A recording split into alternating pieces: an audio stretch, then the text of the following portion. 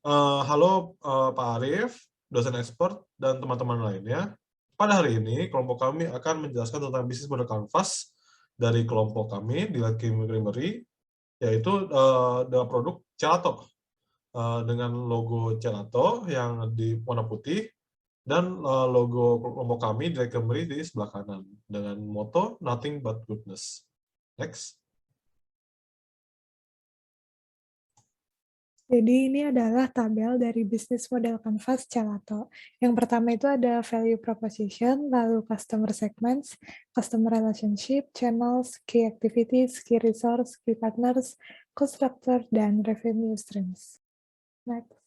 Jadi value proposition itu adalah gelato merupakan gelato yang terbuat dari kacang mete atau cashew yang mengandung banyak nutrisi yang baik untuk kesehatan tubuh.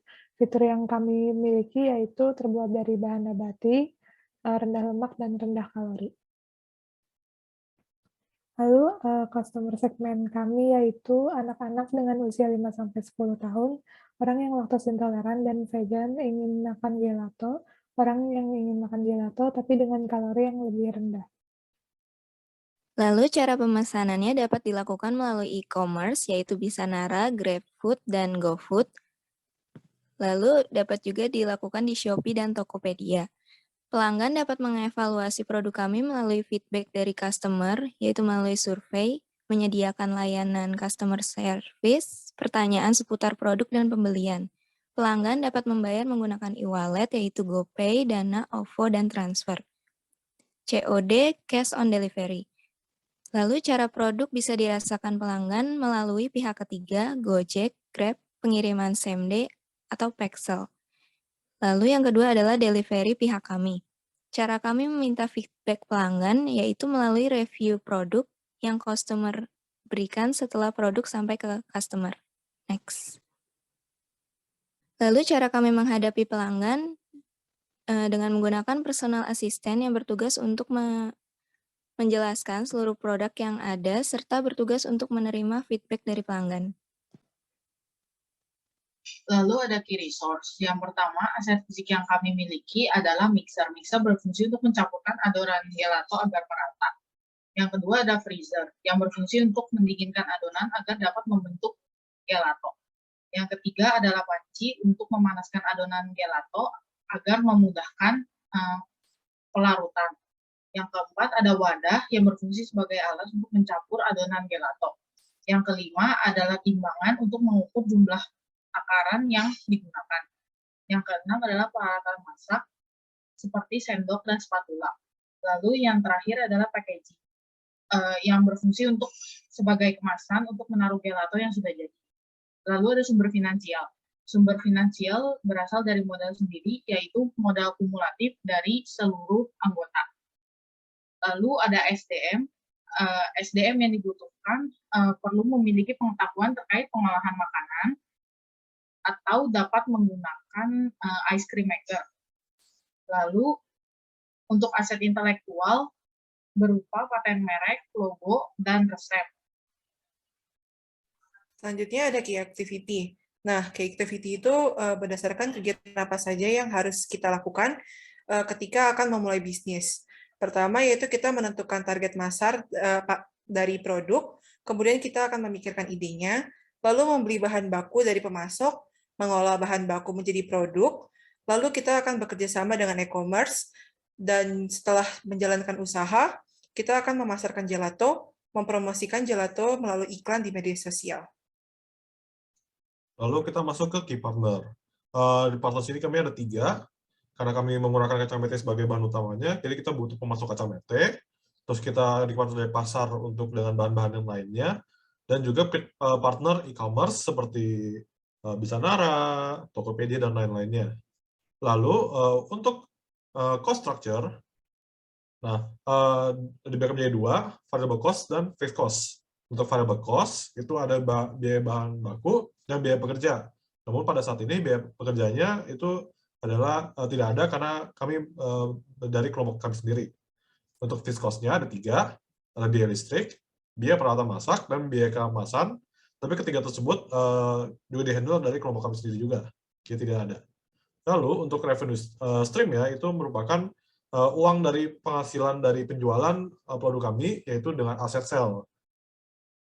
Oke, untuk produk kami, prototipe-nya ini merupakan gelato kami yang varian dari nanas, dan satu lagi varian putu ayu. Jadi saat ini baru ada dua varian saja. Nah, jadi beberapa hari yang lalu kami sudah memberikannya feedback kepada prototipe kami kepada orang lain, dan mereka sudah memberikan feedback pada kami. Nah, dari feedback itu ada empat macam feedback. Untuk bagian plusnya,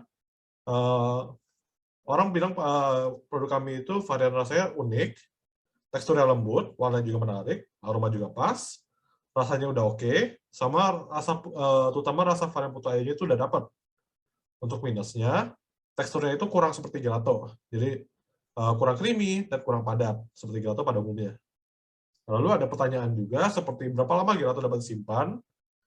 Lalu juga ada saran seperti gelato bisa ditambahkan topping, ataupun proses pembuatan bisa dikembangkan lagi supaya bisa jadi gelato. Sama variannya bisa lebih lagi selain 2 tadi. Oke, berikut adalah video dari responden yang sudah kami berikan, prototipe kami yang sudah berikan ke respondennya. Selamat menyaksikan.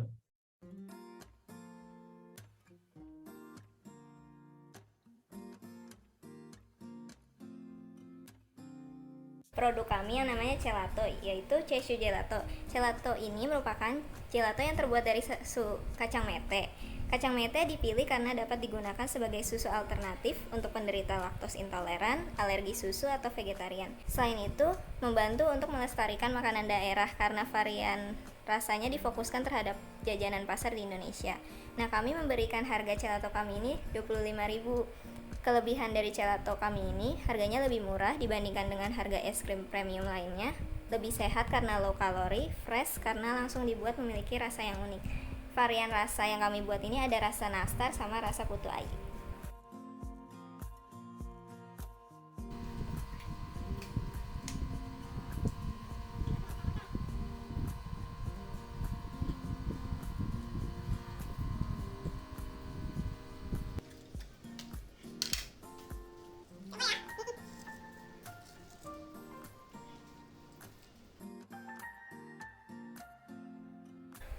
Menurut aku sih teksturnya sih tidak mirip dengan gelato, tapi yang bisa dibilang unik dan beda mungkin rasanya sih. Katanya kan ini rasa putu ayu, rasa putu ayunya benar-benar dapet sih, kuat, strong, kerasa putu ayunya, manisnya juga pas, nggak terlalu over sweet. Kalau aku rasanya unik sih, kayak baru nyoba gelato yang kayak gini. Ya, baru enak, nggak kemanisan banget. Gimana menurut Mia? Nah, jadi pertama kali aku dengar rasa putu ayu itu aku kayak agak kaget sih, unik juga dan bikin aku penasaran. Ternyata ini di luar ekspektasi aku banget. Dari teksturnya itu enak, lumayan lembut. Terus kemudian dari warnanya itu juga aku lihatnya sih menarik ya, nggak begitu mencolok. Kalau kadang kan ada es krim yang warnanya terlalu terang-terang gitu kan. Terus dari aromanya pas banget. Terus kemudian dari kemanisannya aku malah merasa ini pas banget. Gitu. Mantap.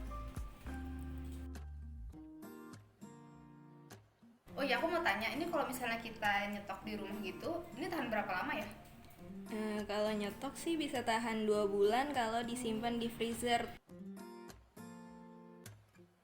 Sarannya ya paling dikembangin lagi cara bikinnya supaya bisa mencapai tekstur seperti gelato. Gimana sih ciri-ciri gelato yang baik, itu aja. Kalau rasa sih udah cukup ya, niatnya mau bikin rasa putu ayu, rasanya udah kayak putu ayu.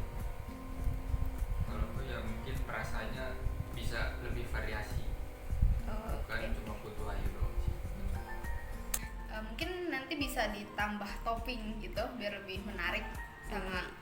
Udah sih cukup itu aja, kalau menurut aku yang lainnya udah pas banget. Aku sih tertarik.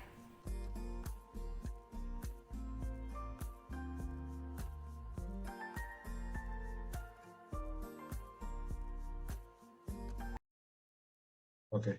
Sekian dari presentasi kami. Terima kasih telah mendengarkan presentasi.